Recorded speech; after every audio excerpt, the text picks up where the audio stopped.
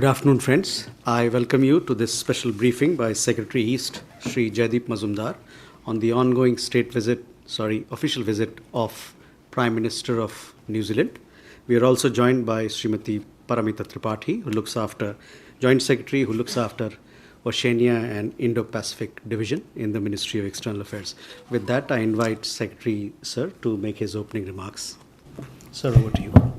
Thank you, Randhir, and a very good afternoon to you all to this special briefing on the visit of the New Zealand Prime Minister to India. I will start with a few opening comments and a description of the broad contours of the visit, including the program, and subsequently I will try to answer any questions that you might have. So, at the invitation of the Prime Minister of India, Shri Narendra Modi, the Prime Minister of New Zealand, the Right Honourable Christopher Luxon, is on an official visit from 16th to the 20th of March.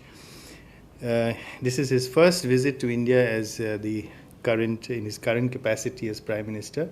He is, of course, no stranger to India. He has been here multiple times in his previous incarnations as a business leader. He is the chief guest at the 10th Raisina Dialogue this year and will deliver the keynote address later today evening.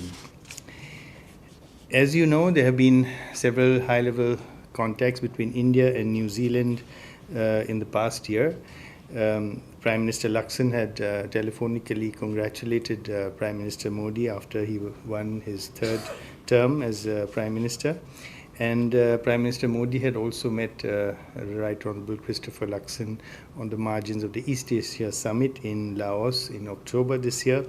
Rashtrapati Ji undertook a very successful visit to New Zealand in August last year, at which time the Prime Minister Luxon had also called on Honourable Rashtrapati Ji. So as I said, Prime Minister Luxon arrived in New Delhi on the 16th, yesterday. He was warmly received by the Minister of State for Fisheries, Professor S.P. Singh Baghel, at the airport, and was also accorded a Static Guard of Honour reception. Prime Minister is accompanied by three cabinet ministers, the Minister for Tourism and Hospitality, the Minister for Ethnic Communities, Sports and Recreation, and the Minister for Trade and Investment, Agriculture and Forestry. He is accompanied by a high-level delegation comprising of officials, business persons, representatives of the community, media and cultural groups.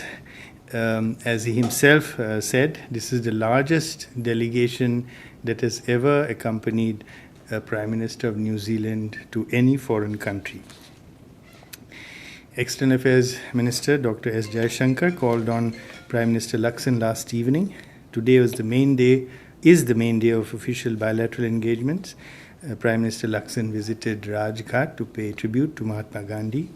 This was followed by extensive bilateral talks, both in the restricted as well as delegation level at Hyderabad House. The talks covered the entire gamut of our bilateral relations, looking forward in terms of defense and security, trade and investment, education and sports, tourism and people-to-people ties.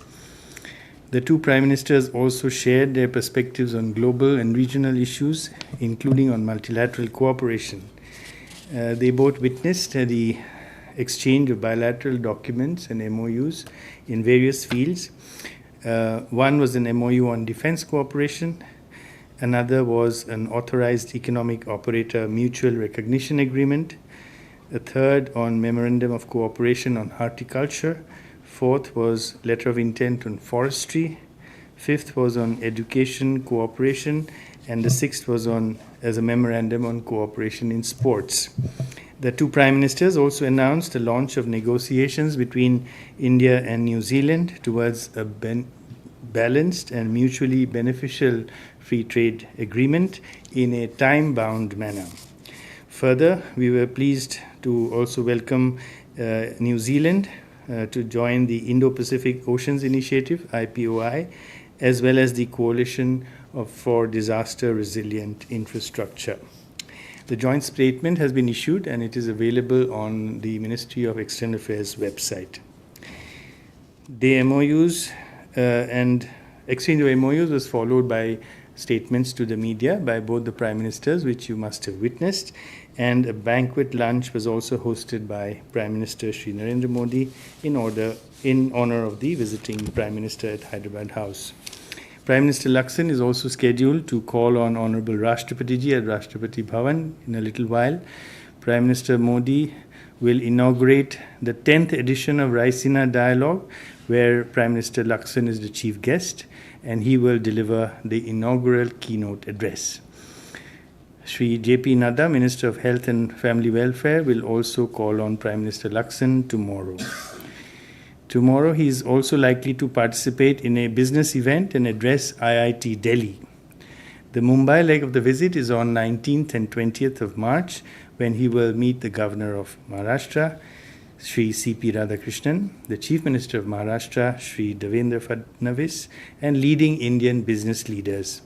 Prime Minister Laksan is also scheduled to visit the Indian naval ship INS Surat and the Royal New Zealand ship HMNZS Kaha, which is making a port call in Mumbai. Prime Minister Laksan will depart for New Zealand from Mumbai late on the night of March 20th. So far, this has been a highly substantive and productive visit with several positive outcomes. Both leaders share a great rapport, which was quite evident. It has helped push the agenda for an ambitious India-New Zealand partnership going forward. If you have any questions, I will take them now. Okay, we'll start from here. So, Siddhant. My question is, how much India's concern regarding was talked about last year? We saw the so-called referendum. How much this was discussed, and what are the assurances India got from New Zealand? Shivam. Hi, sir. Shivam Patel from Reuters. Could you please expand on the MoU between on the defense, please? Thank you. Uma. So I'm Huma Siddiqui. You talked about there was an agreement on the mobility. So what, if you can share more details, and as far as the agriculture sector is concerned, was that also discussed? And if you can share. I'll take these few now. Three. Okay. Okay. So Siddhant asked the question about Khalistan. Yes, certainly this was an issue that came up, and you would have seen references to that in Prime Minister's media statement as well. We do alert our friends to the activities of anti-India elements in their countries and their abuse of freedom of speech and other democratic freedoms to glorify terrorism and to threaten attacks against our diplomats or our parliament or our events in India. So these were also conveyed, and I must say that the government of New Zealand has been receptive as well as has taken our concerns on board in the past as well, and this was also the reaction that we got today. On defense, the MoU covers exchange of visits, exchange of training, exchange of ship visits to each other's ports, and joint activities, training, etc. It is really a large omnibus agreement. As you know, we already have a white shipping agreement with white shipping information exchange agreement with New Zealand, and this is taking our relationship, especially our naval relationship, forward. On mobility, both sides have agreed on two things. One is to move forward our FTA discussions in a time-bound manner, and at the same time also take forward our discussions on mobility for skilled professionals. So that is not an agreement that has been arrived at. It is a decision to advance these discussions. On agriculture, especially on forestry, it was also discussed. As you know, New Zealand is very strong in the areas of forestry. So technical cooperation and capacity building in forestry was a specific subject that was discussed, as well as in the case of horticulture, we have an agreement, an MoU that was signed in horticulture. So fruits, especially kiwi fruit production in India is something that comes under this particular MoU, and capacity building in that direction. Okay, Ubir, you have a question? Yes, sir. Sir, this is Ubir from the Tribune. Can you please elaborate on the MOU signed with New Zealand on forestry, sports, and horticulture? Krishnamohan? Sir Krishnamohan Sharma from Bharat express CPTPP पे और क्या आगे कुछ बात हुई इसमें, या जो बात हमारी पहले चल रही थी उसी पे रुक गई? कॉम्प्रिहेंसिव प्रोग्रेसिव एग्रीमेंट और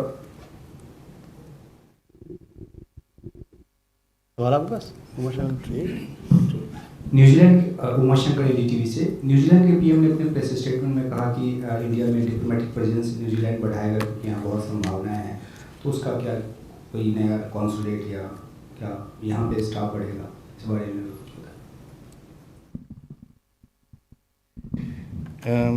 Shall I take these three? One more? Okay. Sir Kadambini Sharma, independent journalist. Sir tourism और एजुकेशन पर किस पॉइंट्स पर बात हुई है, किन पॉइंट्स पर? फॉरेस्ट्री के बारे में मैंने ऑलरेडी एक्सप्लेन किया कि किस किस एरिया में हम कोऑपरेशन करने जा रहे हैं, and also in horticulture. Sports के बारे में training of our sports persons, sports medicine, and these are the areas that we wish to cooperate with New Zealand, and New Zealand and the MoU takes this forward. So this is an enabling MoU that will get New Zealand sports expertise to India. As you know, New Zealand is a sporting nation. Per capita, apparently, they have the highest number of Olympic medals in the world. So it is a country with which we will definitely gain in our sporting abilities in diverse areas in cooperating with New Zealand.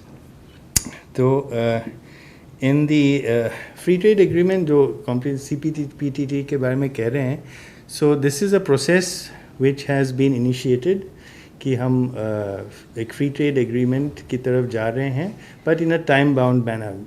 Perhaps by the end of this year, we hope to conclude a free trade agreement.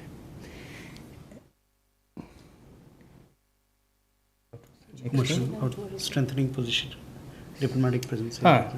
Strengthening diplomatic presence.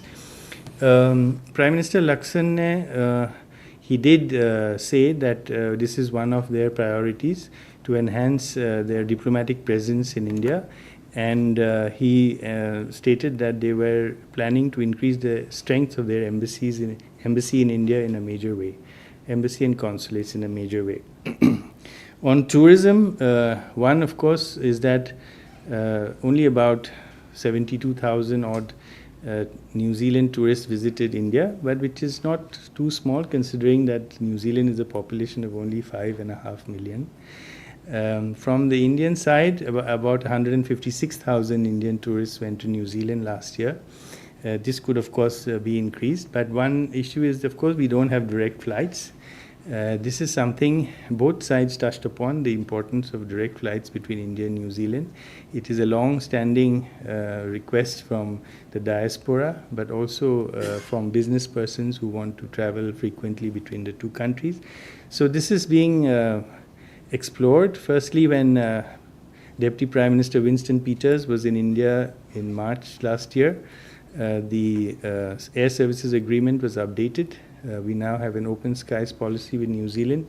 It's really for the private sector airlines to look at the potential of direct flights and act on it.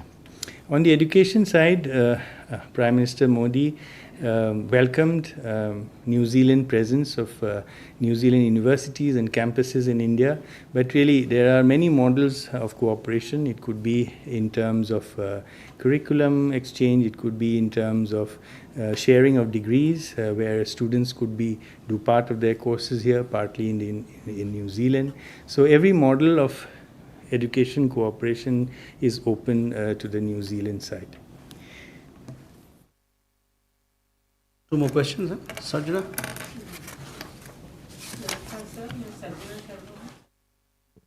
Sanmarg newspaper से sir, जैसे New Zealand में बहुत सारे Indians हैं जो illegally sponsor करते हैं। मान लीजिए किसी यहाँ के ट्रैवल एजेंट से उनका संपर्क रहता है और जिसको वो लेके जाते हैं वो भी पैसा लेते हैं और एजेंट भी पैसा लेता है।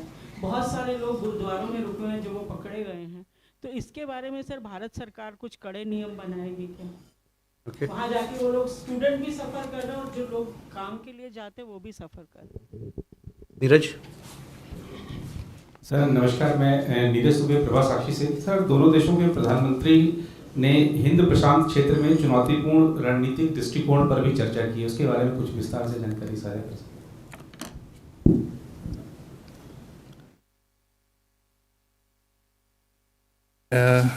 आपका पहला प्रश्न जो है स्टूडेंट के बारे में, भारत सरकार तो इसके सख्त कार्रवाई करते हैं। जब भी ऐसा कोई एग्ज़ाम्पल आते हैं हमारे सामने, तो जो लॉ एनफोर्समेंट एजेंसीज़ उनके थ्रू से एजेंट्स के ख़िलाफ़ एक्शन लिया जाता है।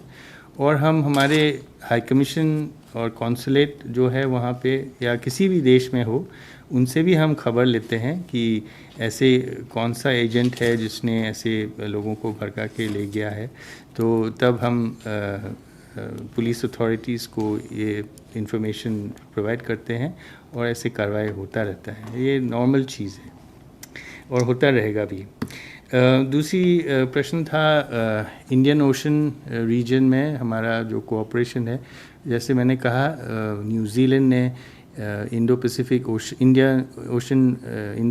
ओशंस इनिशिएटिव में भागीदारी लिया है इस बार, पहली बार। ये वो लोग भी चाहते हैं और हम भी चाहते हैं कि दोनों देश हिंद महासागर में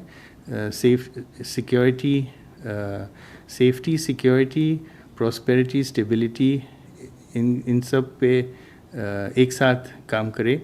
We are all for an open oceans, freedom of navigation, open commerce, and a region that is free from any intimidation, where prosperity, stability, and peace reign. So, these are common objectives of both India and New Zealand, and this is our vision for the Indo-Pacific. And we are glad that New Zealand has also joined the Indo-Pacific Oceans Initiative to uphold these interests and these principles. Thank you. With that, ladies and gentlemen, we come to the close of this press conference. Thank you. Thank you very much. Thank you.